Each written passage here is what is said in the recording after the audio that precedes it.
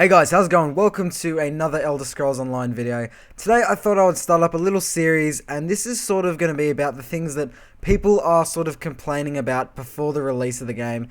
And for the first episode today, I thought I'd talk about raiding.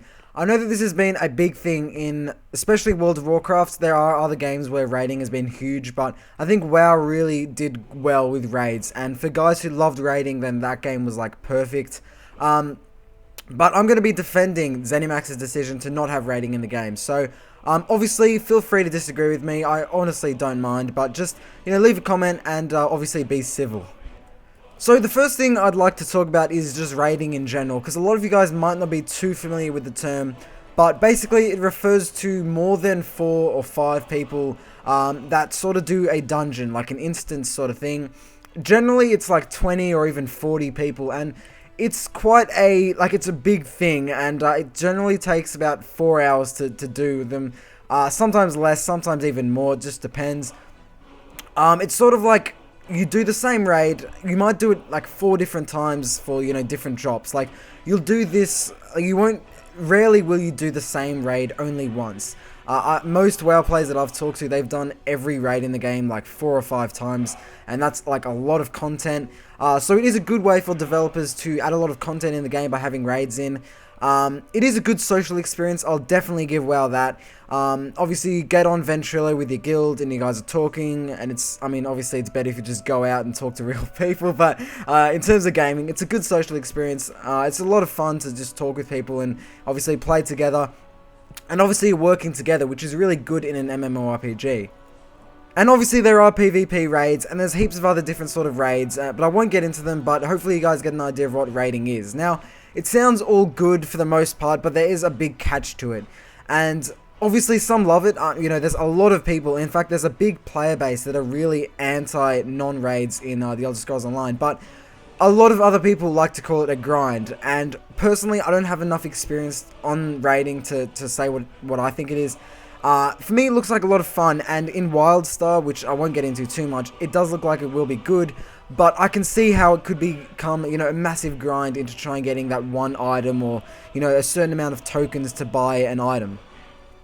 So I'm going to be defending the fact that there are no raids, and basically, a lot of you guys might be asking, if there's no raiding in the Elder Scrolls Online, what the hell do I do at the end game?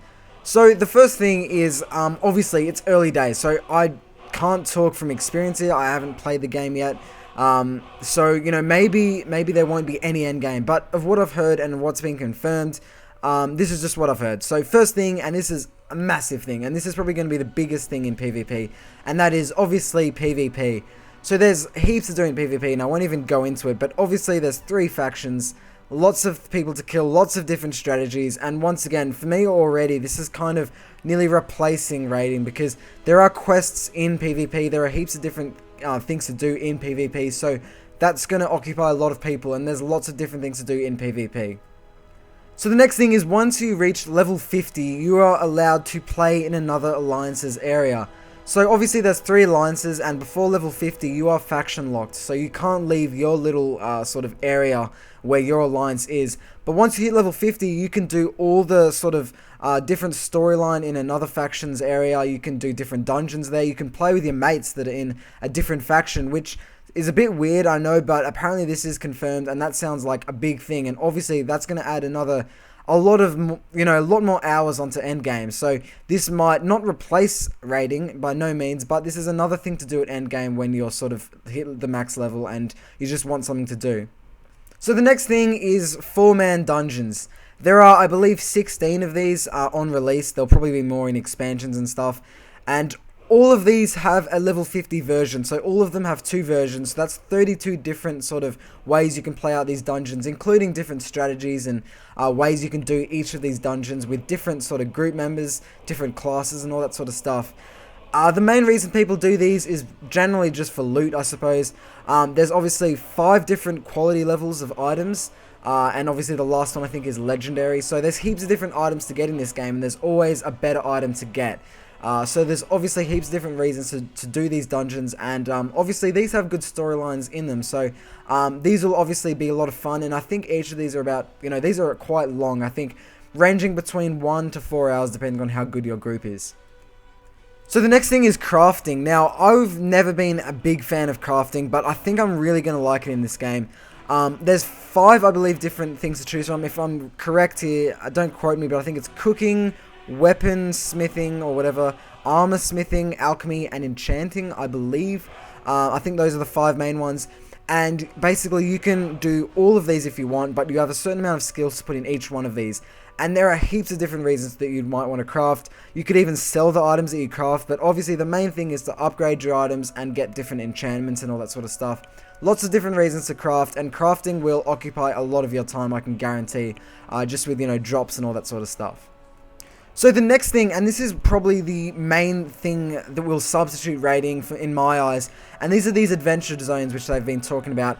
Not much has been said about these, and no gameplay has been released of these, but the impression I get is it's sort of these events, these sort of instance zones, I believe, where you can have large groups of PvE sort of players, and you can do these sort of events. They're sort of like dungeons, but they're kind of bigger, and there's lots of people that can do these. You can have like up to 50 people doing these. And going back to PvP for a second, you can obviously have like, 50 people against another 50 people on the screen at once, which is going to be a little bit like raiding for people who remember those crazy big battles that you'd have in World of Warcraft in raiding. And so that basically sums up the main things you can do at Endgame. And obviously the game isn't even released, so there might even be way more. Obviously you can like explore and stuff like that, but obviously you can even just make another character, try and play through the game with a completely different sort of, in a completely different way, with a new class, a different race, completely different sort of style.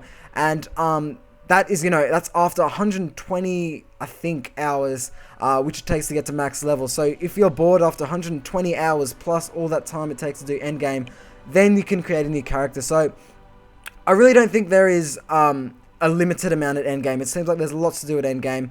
Obviously, things like player housing and personal story. For me, personally, I would like to see that in the game, but it isn't confirmed to be in the game.